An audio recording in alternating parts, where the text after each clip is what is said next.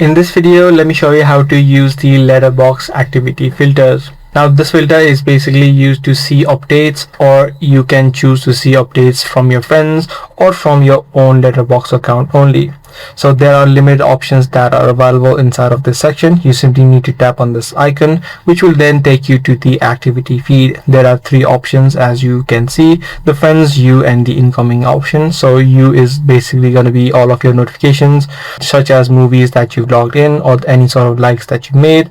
But however, inside of the friends tab, you can see all of your friends activity as well, any movies they watched or any sort of likes they've made. You can filter this option out by tapping on the filters option on the top right, and you can choose to include your activity only by tapping or checking this option, and you can also include the incoming activity of your friends.